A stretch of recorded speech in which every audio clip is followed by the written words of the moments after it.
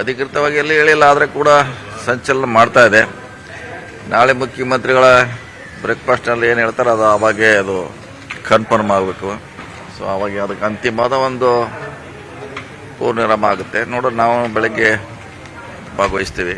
CM ಅವ್ರು ಏನು ಹೇಳ್ತಾರೆ, ಅವ್ರಿಗೇನು ಹೈಕಮಾಂಡ್ ಡೈರೆಕ್ಷನ್ ಕೊಟ್ಟಿದ್ದೆ ಗೊತ್ತಿಲ್ಲ. ಸೊ ಅದು ಅಲ್ಲಿ ಹೋದ್ಮೇಲೆ ಗೊತ್ತಾಗುತ್ತೆ. ವೇಟ್ ಮಾಡ್ತೀವಿ ನಾಳೆ. ಈಗ ಹೈಕಮಾಂಡ್ ಮೀಟಿಂಗ್ ಆದ್ಮೇಲೆ ನೀವು ವೈಯಕ್ತಿಕವಾಗಿ CM ಜೊತೆ ಮಾತಾಡಿಲ್ವಾ? ಇಲ್ಲ, ಮಾತಾಡಿಲ್ಲ. ನಾವು ಇಲ್ಲೇ ಇದ್ದೀವಿ ಭವನ್ನಲ್ಲಿ. ನಾವೇ ಡಿಸೈಡ್ ಮಾಡಕ್ ಹೇಳ್ಬೇಕು. CM ಅವರು ರಿಸೈನ್ ಮಾಡ್ತೇವೆ ಅಂತ ಹೇಳಿ ಬಂದಿದ್ದಾರೆ. ಅವ್ರು ಹೇಳಿದ್ವಿ ನೀವು ಮಾಡೋದು ಬೇಡ, ಅದು ಇಲ್ಲ, ನಾ ಮಾತು ಕೊಟ್ಟಿದ್ದೇನೆ ಮಾಡ್ತೇವೆ ಅಂತ ಹೇಳಿದ್ರು ಅಷ್ಟೇ, ಮತ್ತೇನು ಚರ್ಚೆ ಇಲ್ಲ. ಮಾಡ್ಬೋದಾ ಸರ್ ನಾಳೆ? ಮಾಡ್ತೇವೆ ಅಂತ ಹೇಳಿದ್ದಾರೆ.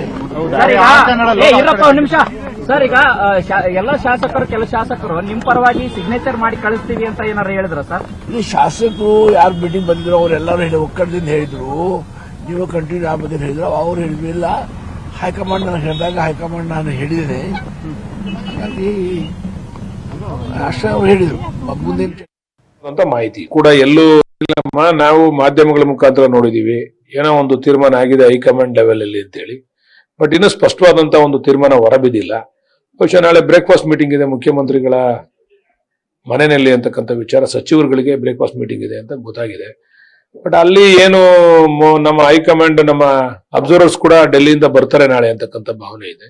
ನಮ್ಮನ್ನೆಲ್ಲ ಶಾಸಕರನ್ನೆಲ್ಲ ಇನ್ನು ಯಾರು ಕರೆದಿಲ್ಲ. ಇನ್ನ ಬನ್ನಿ ನೀವು ಶಾಸಕಾಂಗದ ಪಕ್ಷದ ಸಭೆ ಇದೆ ಅಂತ ಯಾರು ಕರೆದಿಲ್ಲ. ಅದರಿಂದ ಬೆಳವಣಿಗೆ ಬಗ್ಗೆ ನಿಮ್ಮ ಮಾಧ್ಯಮಗಳ ಮುಖಾಂತರ ತಿಳ್ಕೊಂಡಿದೀವಿ ವಿನ ನಮಗೆ ಸಂಪೂರ್ಣವಾದಂತ ಮಾಹಿತಿ ಕೂಡ ಎಲ್ಲೂ ಯಾವುದೇ ವಿಚಾರನ ಚರ್ಚೆ ಮಾಡ್ತಾ ಇಲ್ಲ.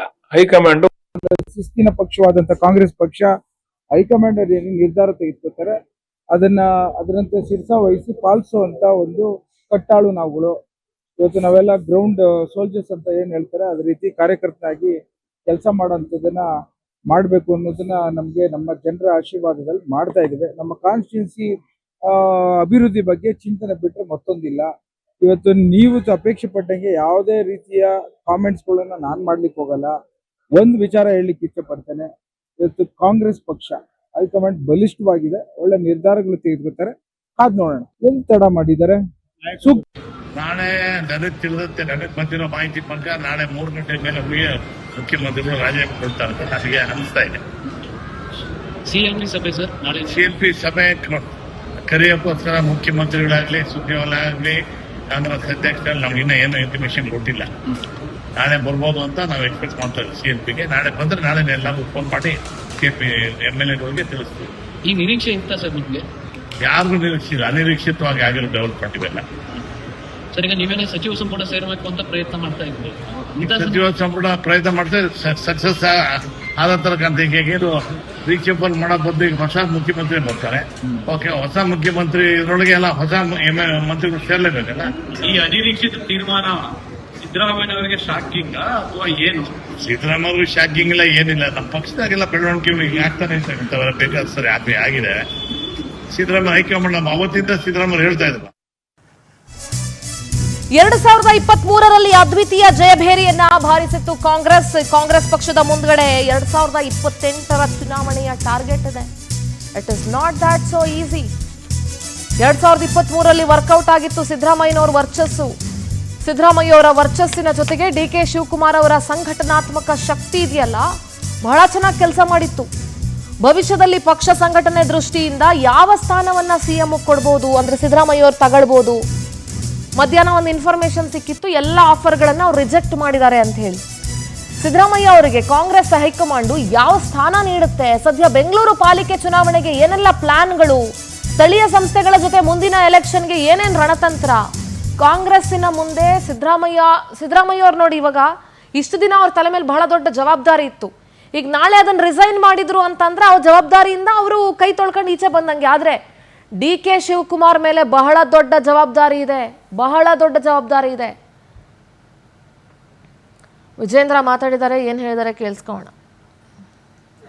ಸಿದ್ದರಾಮಯ್ಯನವರು ಮುಖ್ಯಮಂತ್ರಿ ಸ್ಥಾನದಿಂದ ಇವತ್ತು ನಾಳೆ ರಾಜೀನಾಮೆ ಕೊಟ್ಟು ಯಾರು ಮುಖ್ಯಮಂತ್ರಿ ಆಗ್ತಾರೆ ಅನ್ನೋದು ಮುಖ್ಯ ಅಲ್ಲ.